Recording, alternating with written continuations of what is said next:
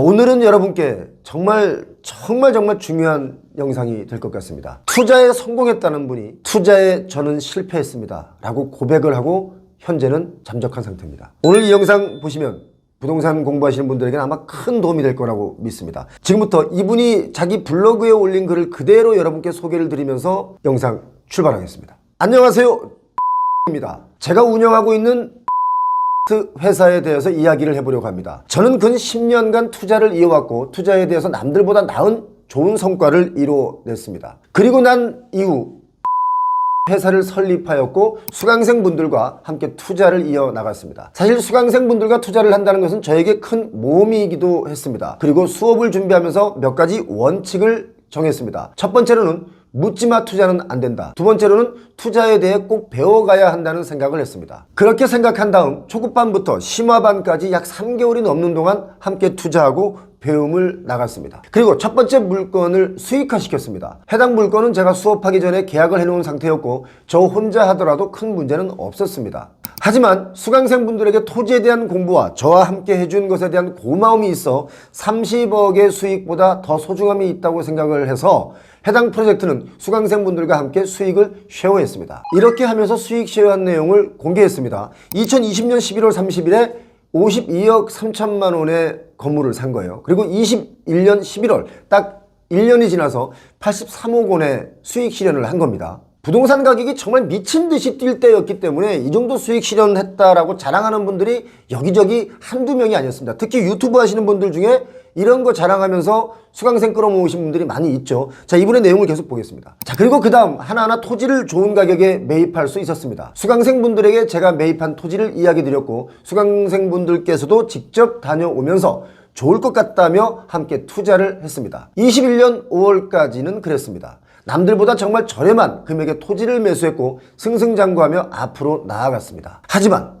21년 8월부터 시장에 변화가 생기기 시작했습니다. 금리가 오르기 시작한 겁니다. 제롬 파월 연준 의장은 전혀 문제가 아니다, 일시적이다 이렇게 이야기를 했고 저 또한 분명 그럴 것이다 생각했습니다. 하지만 우리가 생각했던 이상적인 상황은 일어나지 않았습니다. 그리고 한국은행의 기준금리 표를 또 올려놨습니다. 금리는 천정 높은 줄 모르고 뛰어오르기 시작했습니다. 기준금리 0.5%에서 시작했던 매입은 완공이 된 이후 기준금리가 3.5%가 되었습니다. 체감 실질금리로는 한 2.5배가량 상승했습니다. 금리가 오른다는 것은 부동산만의 위기감이 아니었습니다. 임대를 찾고 왕성하게 돌아가던 스타트업에 대한 투자도 얼어붙기 시작했습니다. 수많은 스타트업이 투자를 받지 못해서 사업을 접을 수밖에 없었고 사무실이나 임대를 구하기 위해 난리 법석이던 시장은 언제 그랬냐는 듯 꽁꽁 얼어붙기 시작했습니다. 수익형 부동산에서 가장 중요한 것은 임대 금액으로 인한 수익률인데 임차를 찾는 수요가 급격하게 줄어들면서 임대에 대한 어려움을 겪게 되었습니다. 준공만 떨어지면 들어오겠다는 업체들 또한 연락이 되지 않거나 사업이 힘들어 입점할 수 없다는 이야기만을 했습니다. 금리 인상으로 인해 당연히 매달 납입하는 이자 또한 급격히 상승했습니다. 기존에 매달 5천만 원가량 생각하던 이자가 1억 2천만 원이 되기 시작했고 매각을 해야 한다는 생각을 했습니다. 상상할 수 없는 금리 상승으로 인해 임차에 대해서도 문제가 생겼습니다. 임차를 맞추고 나면 월세는 7천만 원인데 이자는 1억 5천만 원이 되는 상황이었기 때문에 매달 마이너스 8천만 원이 되는 빌딩을 10년간 가져갈 수 있는 매수자는 없을 거라 생각했습니다. 매각을 하고자 하는 마음 하나로 3명의 직원과 함께 눈이 오나 비가 오나 추우나 더우나 한 곳 한 곳 문을 열어가며 수백 군데 부동산을 방문하여 브리핑을 하고 매각을 위해 발버둥을 쳤습니다. 하지만 돌아오는 답변은 가격은 좋으나 사람이 없다 였습니다. 부동산을 매도해 보신 분들은 아실 것입니다. 사람이 있다면 어떻게든 가격을 맞춰 매각을 할 것인데 사람이 없다면 매각을 할 수가 없습니다.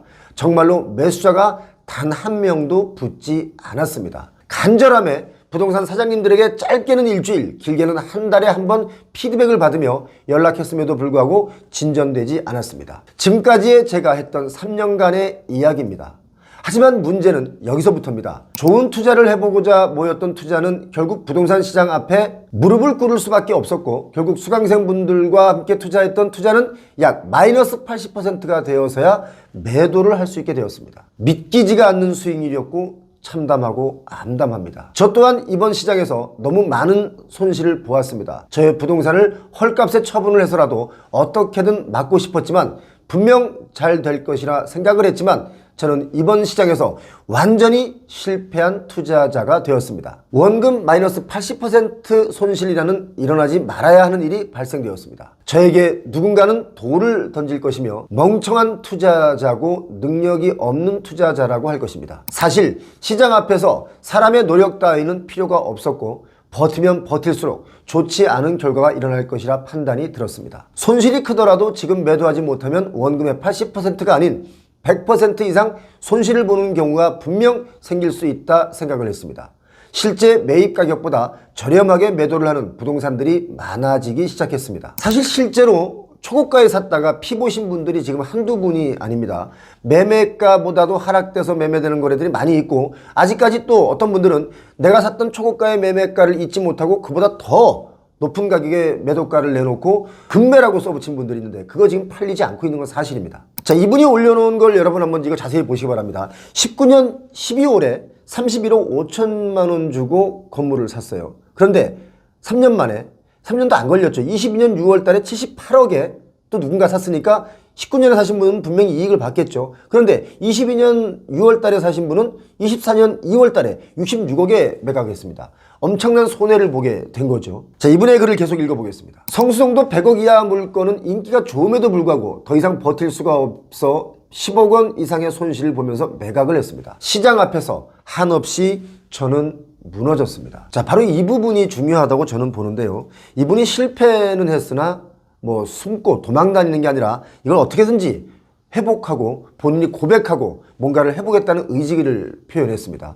읽어보겠습니다. 저는 이 상황을 회피하거나 숨어 지내며 잠수를 타는 그런 행동을 하지 않을 것입니다. 아직 남은 프로젝트가 있는 만큼 최선을 다해 끝까지 노력할 것입니다. 그게 저의 할 일이라 생각이 들며 그래야 한다 생각합니다. 정말 좋은 모습을 보여드리고 싶었는데 그러지 못했습니다. 죄송합니다. 저는 이분이 누군지 개인적으로 모릅니다. 한 번도 본 적도 없고, 그런데 유튜브를 통해서 많은 분들이 이분을 좋은 투자자라고 생각하고 이분의 강의도 많이 들었던 것 같습니다. 그런데 이렇게 뭔가 많이 알고 실전적으로 투자를 해보신 분들도 지금 이렇게 무너지는 게 바로 지금 부동산 시장입니다. 이걸 모르고 계속 어떤 분들은 오른다고 달려드는 분들이 꽤 많이 지금도 있습니다. 저는 이분의 투자 실패에 관여하거나 비난하거나 그러고 싶지는 않습니다. 왜? 이분 나름대로 뭔가 열심히 했지만 시장의 흐름을 잘못 읽어서 실패했다고 고백을 했습니다. 지금 솔직하게 말씀드리면 이분과 같은 상황에 놓인 분들이 지금 한두 명이 아닙니다. 그런데도 밝히지 못하고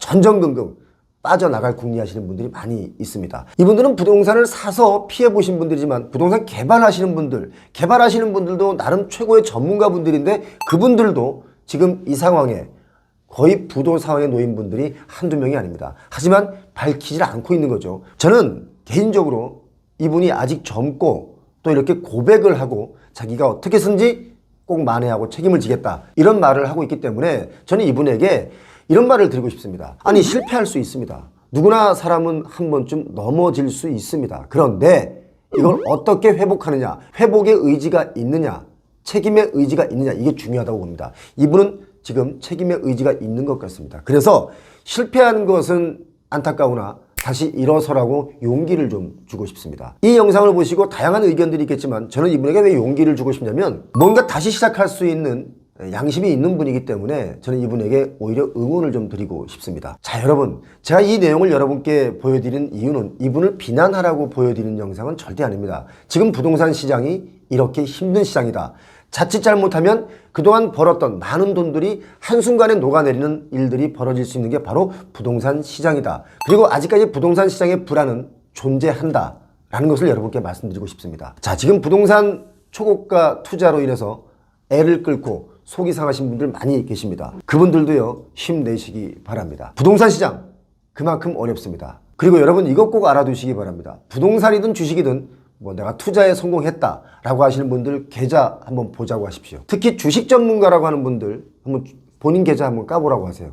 거의 대다수가 깡통입니다. 이거 여러분 제가 수없이 경험을 해봤기 때문에 여러분께 드리는 말씀입니다. 누구의 말을 믿기보다 여러분께서 스스로 임장하시고 공부하시고 그리고 유튜브에서 나오는 많은 오정보를 믿지 마시고 진실된 정보를 보는 시각을 키우시길 바랍니다. 자, 표영호TV 오늘 여기까지 하겠습니다.